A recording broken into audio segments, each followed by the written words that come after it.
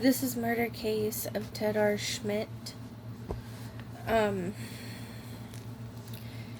grandmother does not know I'm doing this video because the video that I decided to do today, I felt deep inside that it was time to go over this. This is the medical examiner's autopsy report. And I feel that my grandmother at this age right now, because she is an elderly woman, that she is not going to be able to handle reading this whole packet on her own, let alone she is also re-watching the videos that have been made. This is autopsy report of 2/21 of 1999. Ted Schmidt, 38-year-old white male, deceased. The date was September 4th of 1999. The time arrived was approximately at 1 o'clock a.m. The location was at 24888 State Road 29, Copeland. The investigation agency was Collier County Sheriff's Office, and the lead investigator was Detective Mike Colwell. At 12 midnight, Mike Howell advised that there had been a death in Copeland, and his further advised that apparently there had been a scuffle and an individual had suffered a knife injury.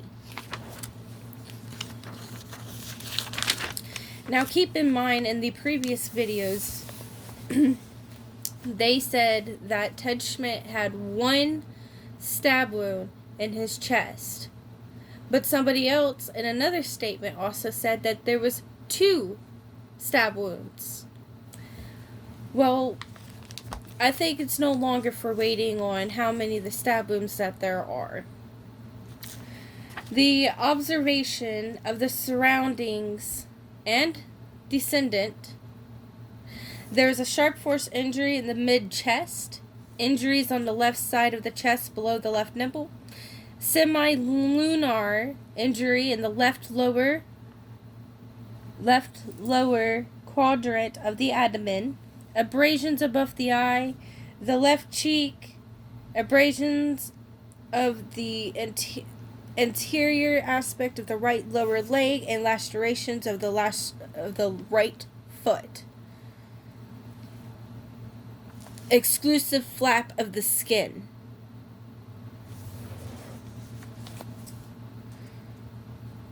There was pacing pads as well as the intravenous catheter in the left antebrachial fossa also was noted.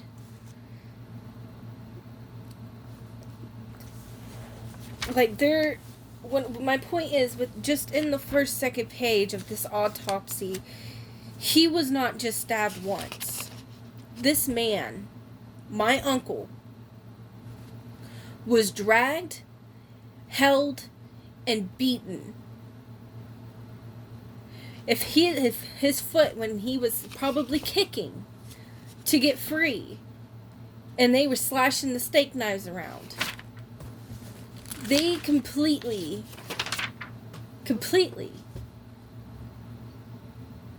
just tortured this man to death.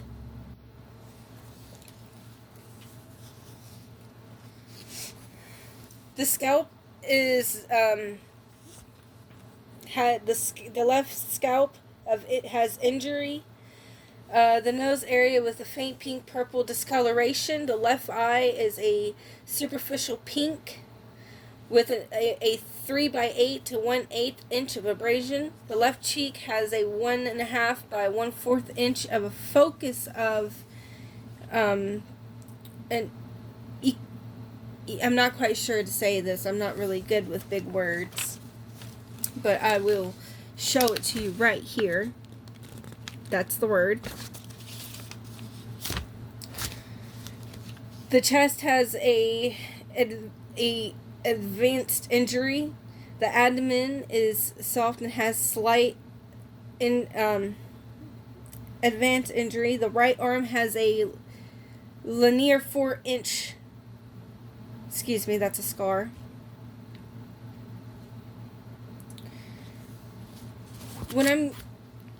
You know what? I'm just gonna stop right there on that page.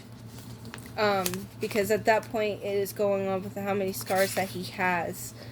But all of those injuries that I did list off is more than what any of the statements really said. Okay? The statements all said that he may have 1 or 2, but in reality, it was obvious that somebody did come, help clean up the mess, and make it look like it was an accident. And it is, there is proof even on the victim's examination report is the body was cold. The proof is here.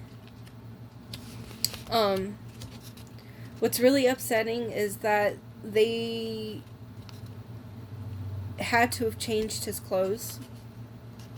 I feel like I'm going to dig a little deeper in this because it goes into multiple pages. And I feel like this is just absolutely ridiculous. To be honest, I think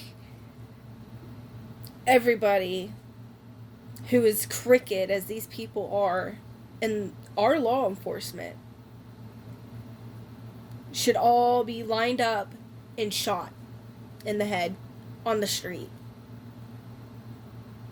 Because I have no mercy. Looking through the autopsy report and seeing how many wounds that my uncle had taken before his last dying breath is very morbid. It's almost like seeing something out of a horror movie. You wouldn't expect it to be in real life, but it kind of sucks when you know that things like this does happen in real life. And I'm sorry, but every single one of you can go to hell and burn and be reincarnated just to be burned alive over again for the rest of your life, for the rest of however your soul will live. I have no mercy, and I don't care what gets thrown at me at this point, because you can just throw it at me. I'm tired of being quiet. I'm tired of my family being quiet. And I want something to be done.